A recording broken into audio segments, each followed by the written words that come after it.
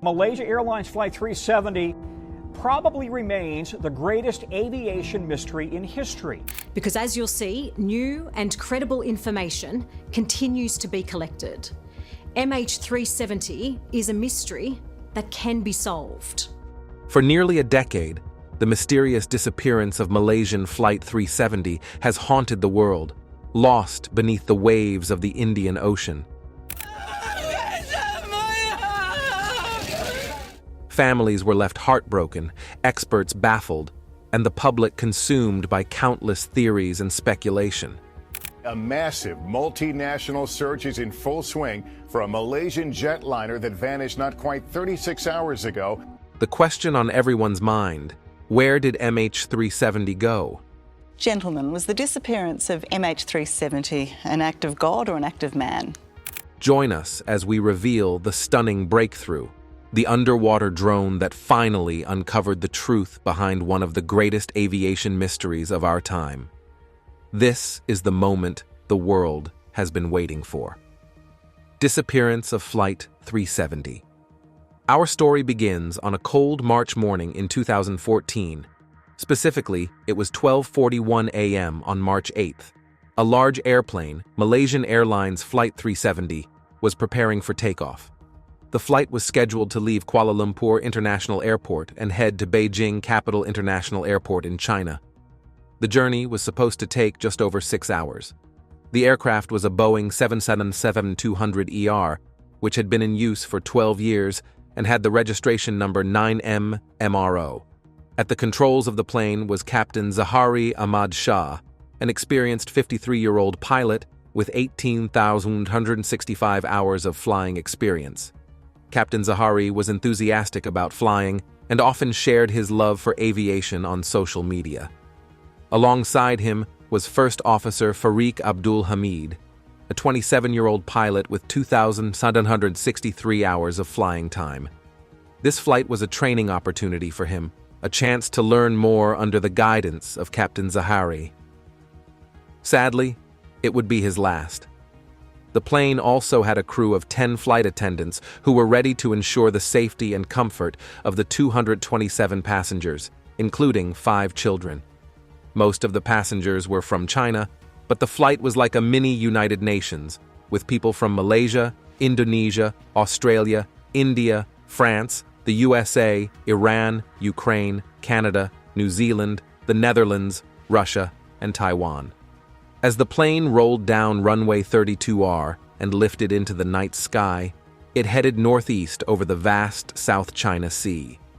Once it reached a cruising altitude of 35,000 feet, the crew made a routine check-in with Kuala Lumpur Air Traffic Control to confirm that everything was proceeding smoothly. A little later, as the plane approached Vietnamese airspace, Malaysian Air Traffic Control sent a standard farewell message, similar to saying "good night" when turning off the lights. Captain Zahari responded with "Good night, Malaysian 370," the usual way pilots acknowledge the handover to a new air traffic control region. But here is where the story takes a mysterious turn. As soon as the airplane entered Vietnamese airspace, it completely vanished from the radar. Its transponder, which works like an ID card by sending out all the important information about the plane to air traffic controllers on the ground, suddenly stopped working. This malfunction turned the plane into an invisible presence in the sky. The people monitoring it from below lost all traces of its location and had no idea what was happening inside. It was as if, in an instant, the plane slipped into a shadowy realm, leaving everyone puzzled and anxious. Before the airplane disappeared, no one on board sent any emergency signals. There were no reports of bad weather or mechanical issues with the plane. Then, around 1:30 in the morning, something strange happened. Both military and civilian radar operators in Malaysia spotted the plane again, but it wasn't where it was supposed to be. The plane did something unexpected. It turned around and started heading back the way it had come.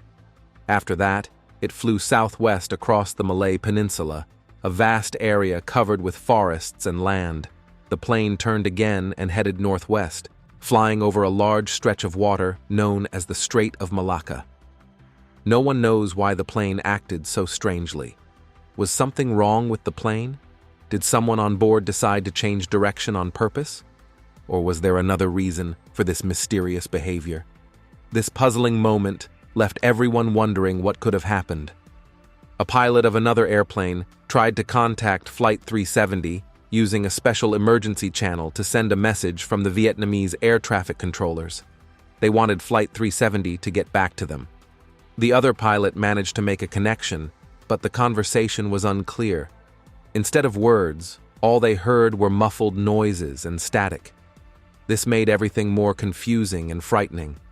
Then, in the early hours when things are usually calm, something alarming happened. At 2:22 a.m., the Malaysian military, who watched the skies, lost track of Flight 370 over the mysterious and deep Andaman Sea. The radar suddenly going silent was a terrifying clue that something bad might have happened. Things got even scarier at 2:40 a.m. The air traffic controllers, who monitor airplanes, had shocking news. They contacted Malaysia Airlines and informed them that Flight 370 had disappeared from their radar. It was no longer visible. Hearing this, Malaysia Airlines became very worried. They started a frantic search to find the airplane. They reached out to everyone who might help. Other air traffic controllers, airplanes in the sky, and anyone who might know something. They were desperate for any clue about where Flight 370 could be. By the time the sun began to rise at 5:30 a.m., the search had become even more intense. The searchers were putting all their effort into finding the plane, focusing on two main areas, the South China Sea and the Gulf of Thailand. These were the last places where the plane had made contact. There was a huge push to figure out where the plane went after it disappeared from the radar. The disappearance of Flight 370 became a massive news story, with many people coming forward saying they might have seen the plane. The search continued with growing urgency as everyone hoped for a breakthrough. On March 19, 2014, a variety of eyewitnesses, including fishermen, oil rig workers, and residents from places like Kuta, Huadu, ATL, and the Maldives, all reported witnessing something unusual. They claimed to have seen an airplane resembling Flight 370. These accounts were remarkably detailed. For instance, a fisherman near Kota Baru saw a plane flying at an unusually low altitude, which was both strange and alarming. As the mystery deepened, more strange sightings emerged, expanding the puzzle beyond the plane's initial disappearance. In the silent waters of Vietnam, 1863 kilometers southeast of a place called Wong, an oil rig worker witnessed something startling. Flames in the sky early one morning. This unexpected sight prompted Vietnamese authorities to launch a search and rescue mission, eager to uncover the source of this unsettling event. Meanwhile, Indonesian fishermen added another layer of confusion and fear with their chilling tale. They claimed to have seen a plane plummeting near the Malacca Straits. These accounts added to the growing mystery surrounding Flight 370. Just when it seemed the situation couldn't get any stranger, 3 months after the plane's disappearance, a British woman sailing across the vast Indian Ocean reported seeing a plane engulfed in flames. Her account joined the eerie chorus of mysterious sightings, further complicating the already perplexing case of Flight 370. Each story told a different story, yet together they painted a clear picture of an unusual and sad event. Many questions came up, but there were few answers. What happened to the airplane and its passengers was a mystery. Despite the difficulties, the search continued, fueled by hope and a strong desire to uncover the truth about one of aviation's most puzzling incidents. Initially, the search efforts focused on the South China Sea, which was the clear starting point since Flight 370 was supposed to be flying there. However, surprisingly, new information appeared indicating that the plane had drifted far off its intended route and was heading west. This discovery completely changed the direction of the investigation. Search operations expanded to cover new areas like the Strait of Malacca and the mysterious depths of the Andaman Sea. But this was just the beginning of a mystery that became deeper and more complicated over time. Later on, important clues emerged from signals the missing plane had sent to a satellite. These signals were not simple. They were more like secretive messages from the sky, suggesting that the plane remained in flight hours after it disappeared from radar.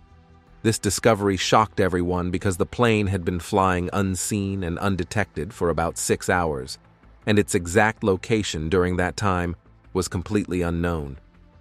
On March 15th, a significant moment occurred in the perplexing saga of Flight 370.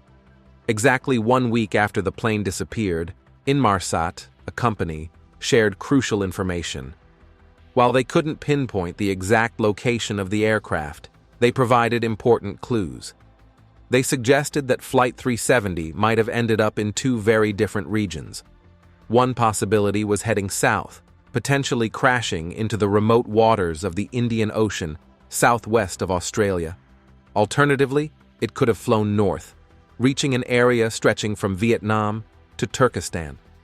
Realizing that their initial search areas like the South China Sea and the Gulf of Thailand were not yielding results, search coordinators dramatically shifted their approach. They redirected their focus to these new potential flight paths. However, there was a major obstacle, especially with the northern route.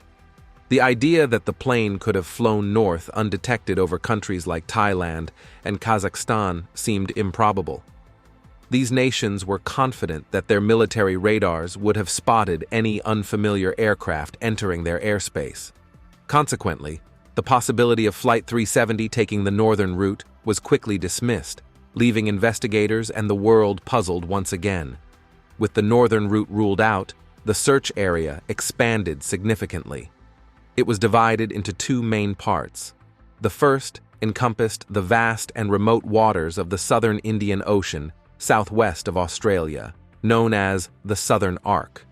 The second part covered a vast region including Southeast Asia, parts of Western China, and the Indian subcontinent. Expanding the search area made the already confusing situation even more challenging to manage. On March 24, 2014, a somber day unfolded as Malaysia's Prime Minister Najib Razak delivered heartbreaking news to the world. After careful analysis of the final signals from the missing plane, with assistance from experts at Inmarsat and the UK Air Accidents Investigation Branch, they reached a devastating conclusion. They determined that the plane's last known location was over the vast and desolate southern Indian Ocean. This remote area offered no safe place for the plane to land, leading to the tragic belief that it had crashed into the sea.